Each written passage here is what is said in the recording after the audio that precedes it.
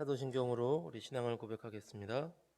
전능하사 천지를 만드신 하나님 아버지를 내가 믿사오며 그 외아들 우리 주 예수 그리스도를 믿사오니 이는 성령으로 잉태하사 동정녀 마리아에게 나시고 본디오 빌라도에게 고난을 받으사 십자가에 못 박혀 죽으시고 장사한 지 사흘 만에 죽은 자 가운데서 다시 살아나시며 하늘에 오르사 전능하신 하나님 우편에 앉아 계시다가 저리로서 산자와 죽은 자를 심판하러 오시리라.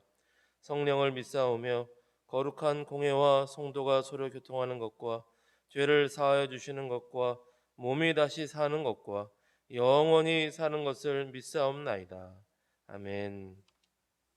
찬송가 435장 찬송하겠습니다. 찬송가 435장입니다.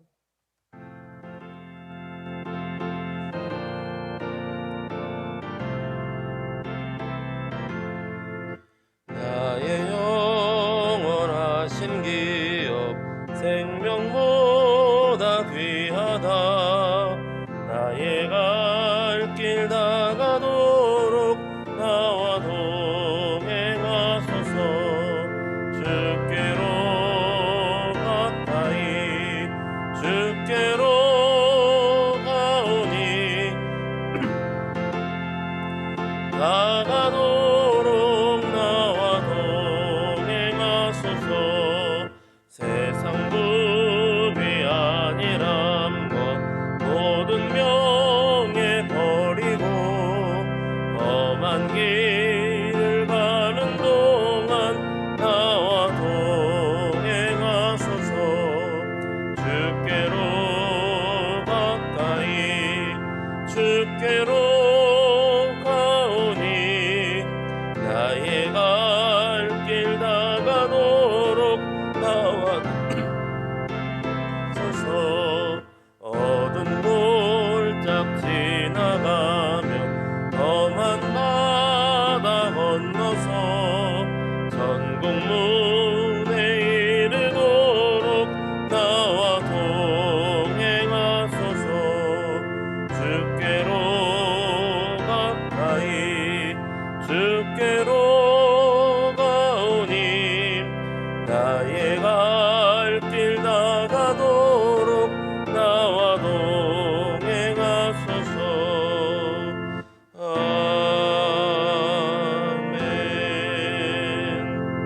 아멘. 438장 찬송하겠습니다.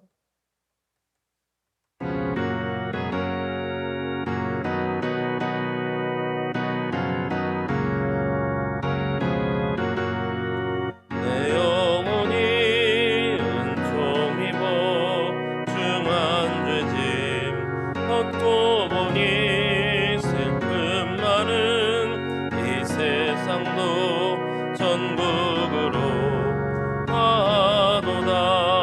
할렐루야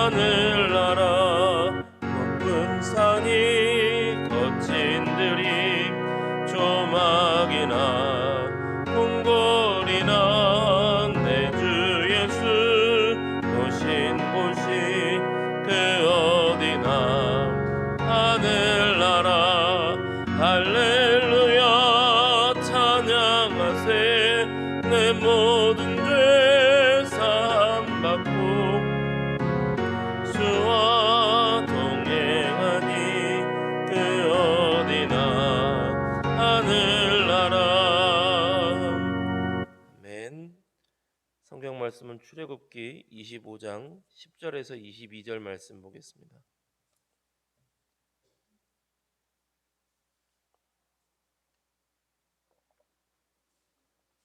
출애굽기 25장 10절에서 22절까지의 말씀입니다. 한 목소리로 같이 읽겠습니다.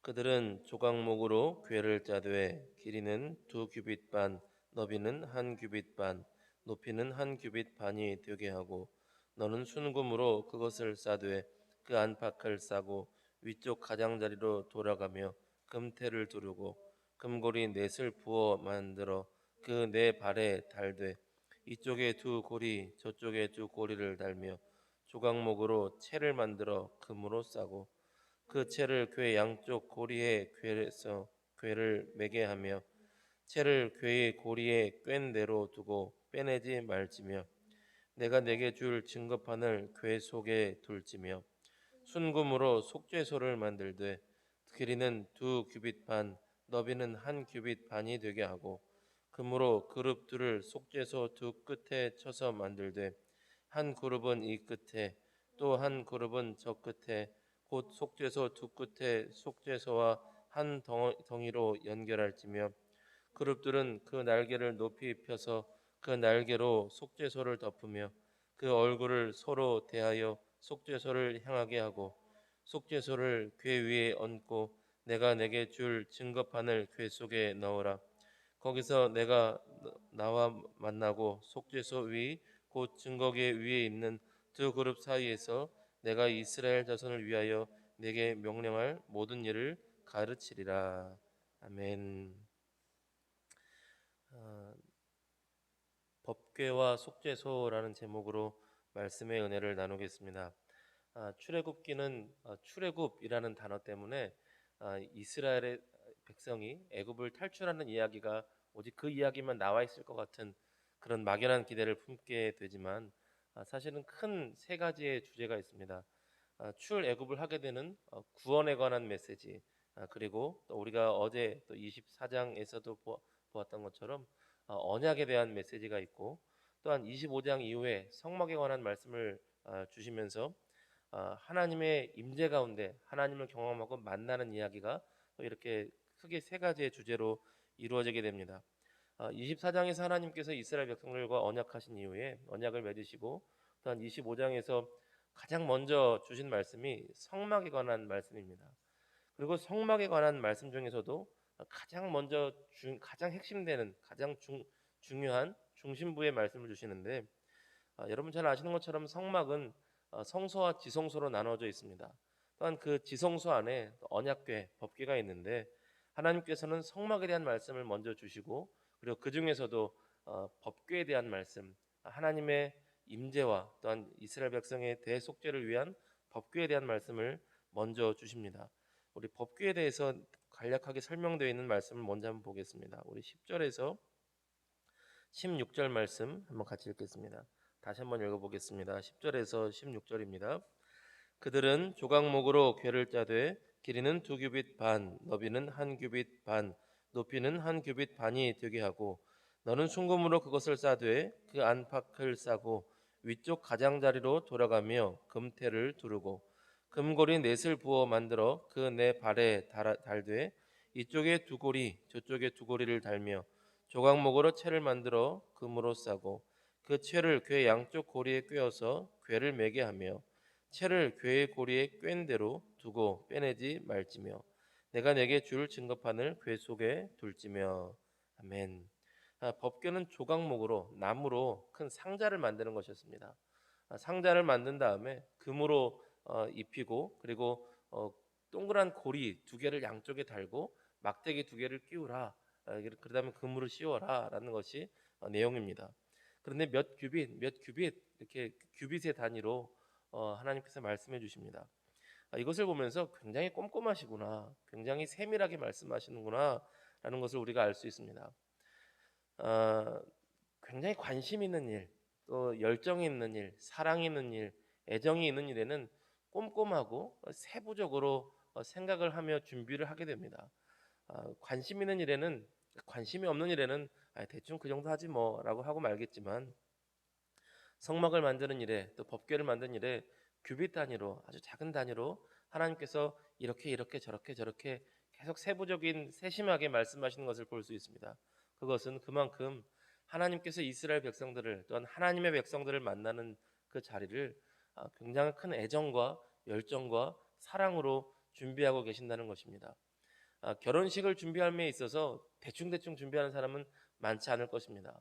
또한 결혼식의 그 자체를 대해서도 더욱더 꼼꼼하게 준비하는 모습은 자매님들이 좀 더 준비하시는 것 같아요.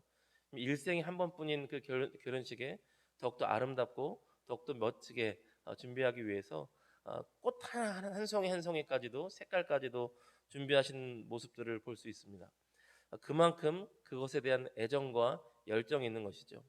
하나님께서는 이렇게 세부적으로 말씀을 주실 만큼 하나님의 백성들과 만나는 자리를 기대하시고 사랑으로 다가오고 계셨다는 것입니다.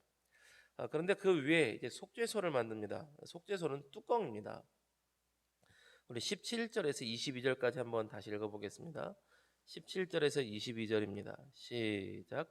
순금으로 속죄소를 만들되 길이는 2규빗 반, 너비는 1규빗 반이 되게 하고 금으로 그룹 둘을 속죄소 두 끝에 쳐서 만들되 한 그룹은 이 끝에 또 한 그룹은 저 끝에 곧 속죄소 두 끝에 속죄소와 한 덩어리로 연결할지며 그룹들은 그 날개를 높이 펴서 그 날개로 속죄소를 덮으며 그 얼굴을 서로 대하여 속죄소를 향하게 하고 속죄소를 궤 위에 얹고 내가 내게 줄 증거판을 궤 속에 넣어라.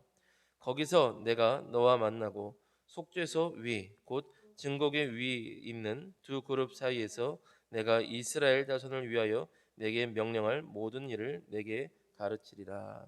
아멘.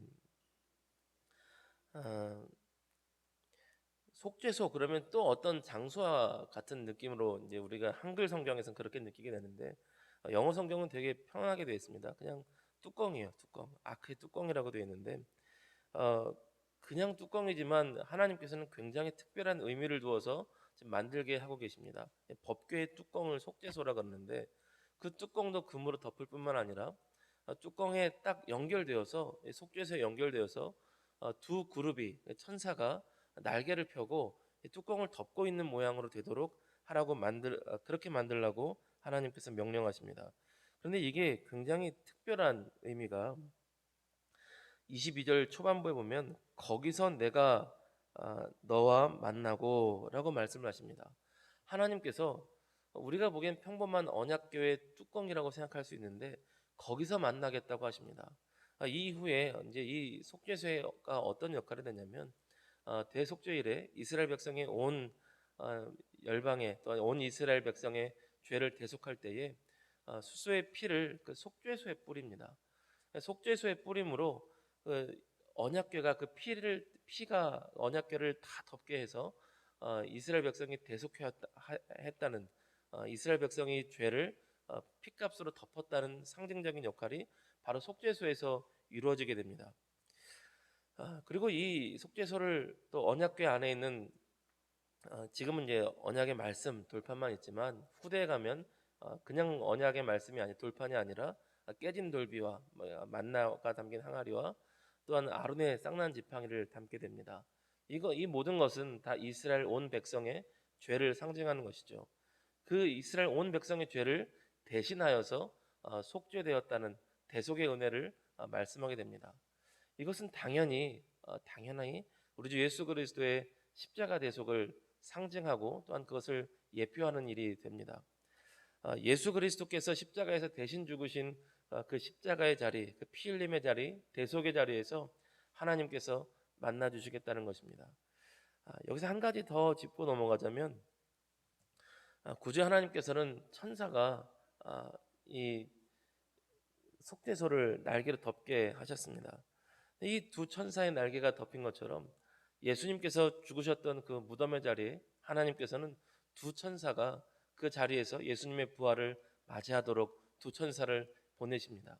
마치 예수님의 무덤이 속죄소와 같이 예수님께서 온 인류의 죄를 대신하여서 무덤에서 죽으신 모습으로 계셨고 또한 예수님께서 부활하실 때에 뚜껑이 있는 것처럼 무덤에 문이 있고 무덤 문 앞에 두 천사가 부활의 첫 아침을 기다리고 있었습니다. 속죄소에 왜 천사가 둘이 있었을까라는 그 의문은 예수님의 무덤에서 풀리게 됩니다. 결론적으로 하나님께서 만나시는 자리는 어디인가? 속죄소에서 집중해서 끝날 것이 아니라 진정으로 하나님께서 만나시는 자리는 바로 예수 그리스도께서 함께 하시는 자리입니다. 예수 그리스도께서 대속하신 자리, 예수께서 부활 생명으로 역사하신 자리, 그것이 바로 하나님께서 만나 주시는 자리입니다. 오늘날도 마찬가지입니다. 하나님을 만나는 자리가 어딘가? 속죄소를 다시 찾아야 되는가? 언약의 법궤를 찾아야 되는가? 그렇지 않습니다. 오늘 하나님을 만나는 자리는 바로 그리스도 예수의 이름이 있는 곳, 그리스도 예수의 보혈의 능력이 있는 곳, 그리스도 예수의 부활의 생명의 능력이 있는 곳이 바로 하나님께서 만나 주시는 자리이며 하나님께서 말씀하시는 자리입니다. 오늘날 우리가 그리스도 예수의 이름을 기념하며 우리의 마음에 품을 때에 오늘 우리 심령 가운데 하나님께서 우리를 만나 주시고 말씀하시고 우리와 함께 하실 줄로 믿습니다. 오늘 그리스도 예수의 이름 가운데 하나님과 만나며 동행하는 복된 하루가 되시기를 주님의 이름으로 축복합니다. 네, 기도하겠습니다. 좋으신 하나님 아버지, 속죄소에서 두 천사의 날개 덮음 가운데 그 피 흘림의 자리에서 하나님의 백성들을 만나 주신 그 하나님의 은혜를 기억합니다. 그 예표가 그리스도 예수를 통하여서 완전히 완성되었고 이제 예수님의 십자가 보혈과 부활의 생명의 능력이 있는 곳 가운데 하나님 아버지께서 친히 임재하시어 그 백성을 만나 주시는 줄로 믿습니다. 주여, 오늘 우리가 그리스도 예수의 이름으로 다시 한번 하나님 앞에 나아가오니 주여, 우리의 심령마다 주님께서 친히 역사하시고 만나 주시고 함께하여 주시옵소서. 세상에서 가장 큰 복이 하나님을 만나고 하나님과 함께하는 것인 줄로 믿습니다. 오늘 하루 또 이번 한 주도 주님과 함께하는 가장 복된 하루와 한 주가 되게 하여 주시옵소서. 주께서 오늘도 우리와 함께하심을 믿고 감사드리며 너무나 좋으신 우리 구주 예수 그리스도의 이름으로 기도드립니다. 아멘. 주기도문으로 기도하겠습니다. 하늘에 계신 우리 아버지여, 이름이 거룩히 여김을 받으시오며 나라가 임하시오며 뜻이 하늘에서 이루어진 것 같이 땅에서도 이루어지이다. 오늘 우리에게 일용할 양식을 주시옵고 우리가 우리에게 죄 지은 자를 사하여 준 것 같이 우리 죄를 사하여 주시옵고 우리를 시험에 들게 하지 마시옵고 다만 악에서 구하시옵소서. 나라와 권세와 영광이 아버지께 영원히 있사옵나이다. 아멘.